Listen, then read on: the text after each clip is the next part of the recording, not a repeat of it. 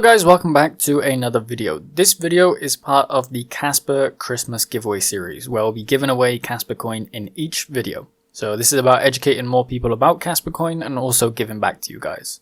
So the way that it works, there'll be 12 word seed phrase hidden in each video somewhere, and you'll have to find each word and input it into a wallet. Then you can unlock the wallet and do whatever you want with the Kaspa coin. Each wallet was made through kaspawallet.io and will be linked in the description. Each wallet is also password protected, but that will also be in the description as well. Make sure you like this video for more of this content and comment down below if you found the seed phrase and got into the wallet. So today we're looking at what is Rust on Kaspa coin. So we made a couple of videos previously in the past, but this is obviously part of the Christmas kind of countdown for Kaspa coin. Obviously we'll be giving away some Kaspa coin as well, as you saw at the start of the video.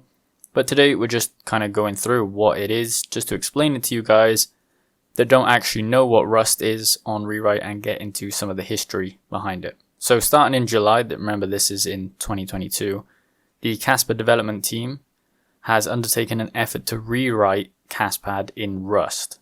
So the first iteration of Kaspa coin was written in the Golang coding language, and they subsequently want to move it over to Rust. Now they have done that through the nodes, but they haven't actually introduced the 10 blocks per second. So they've kind of got it all in place for that transition to go very smoothly. So as you can see here on this chart, this shows how many Go language nodes there are and how many Rust nodes there are. So in May of 2024, they made a big effort to actually change, or at least encourage people to move over to Rust. So at the start, obviously we had 100% in Golang, and then right now we are currently at the figure 96 or 97% is on Rust and 3% is on Golang. These must just be old nodes because I believe a lot of them have switched over. All the pools for mining Kaspa coin have switched over as well.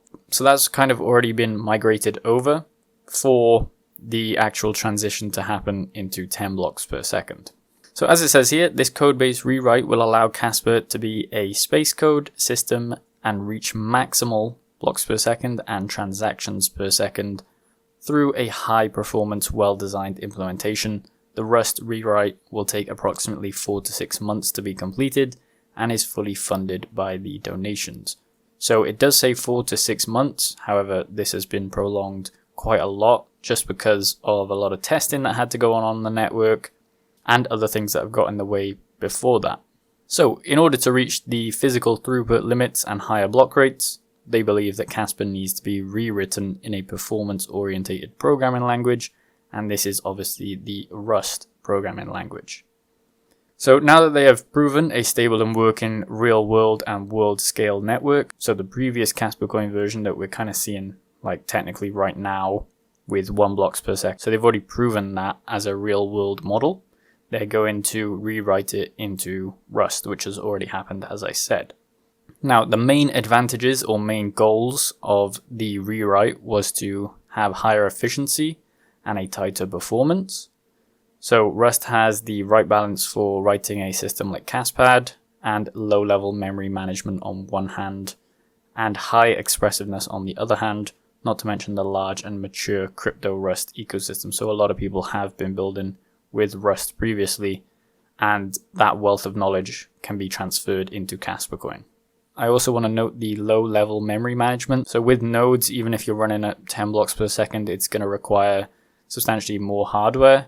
If they want to bump it up to 100 blocks per second, that will require a lot more hardware. So you want to make it as efficient as possible for everyone to run nodes, even on older machines, because that will further decentralize the whole network. Then the second goal, which we've kind of covered in previous videos, is the maximum blocks per second and transactions per second. So they have a goal of 32. I believe that this is still the goal, but they're going to start out at 10 blocks per second. And even down the line, try push it to 100 blocks per second. And they have implemented into this new Rust rewrite a way to up the blocks per second by just changing one integer within the code base. So they can just change it from 10 blocks to 11 blocks, have all the nodes update, and then it will now function at 11 blocks per second. So it's very, very easy for them to move up and down the blocks per second if they need to. And then thirdly, a simplified and modularized codebase. So rewriting makes the codebase more approachable for newcomers. Obviously, as they said previously, they have a large and mature crypto Rust ecosystem. So a lot of people will be wanting to develop on this eventually. And hopefully when smart contracts come in, that is going to lower the barrier of entry for people that want to develop. And then incorporation of pending features. New upgrades can be taken into consideration without the overhead of making any changes to the existing code base. For example, RPC API redesign, archival nodes, header pruning, smart contract ground laying work, and more. So I believe that will include DAGnight as well. So I think we have a video on that as well for this new 25 days that we're doing. So I'll have more explaining that later on. And then documentation. Throughout the rewrite process, we can define and follow a standard for high-level documentation of various sub-protocols and algorithms in the system. So basically making sure that it's all documented, and then you can show people kind of what you've done over the Rust rewrite. As we've already said, that has kind of come in and they've done testnets. So the main testnet that they did is testnet 11, which was kind of like an open testnet where anyone could contribute, run their own node, and give them more information to actually start looking at some of the problems that they've encountered so far. January of 2024, another pivotal chapter in Kaspa Saga will be written in code and history, unveiling the testnet 11, and that's the public release of the second expedition into the new Rust codebase. That brings the promise of an impossible 10 blocks per second on a proof of work network. Since the first public testnet 11 captivated the world, several enhancements have been made to optimize network efficiency and performance. So this is why they opened it up to allow people to actually give them data that they could then take and basically look at all the problems that are going on and what to fix. Could have participated in this if you were running a rusty Kaspa node at testnet 11 in January. It says here, the testnet 11's performance is key to shaping Kaspa's future, especially the shift to 10 blocks per second speeds on the main net. For a deep dive participating and understanding the Rust rewrite, you can check out the GitHub there. It also says that it will fortify the development foundation of Kaspa Phantom Ghost Tag protocol, critical step in the quest to push the boundaries and achieve the ultimate goal of 100 blocks per second. So we need to see also DAGnight, how that is going to be implemented in the future as well. So currently this is kind of what the network looks like. I believe that this is from the Golang nodes.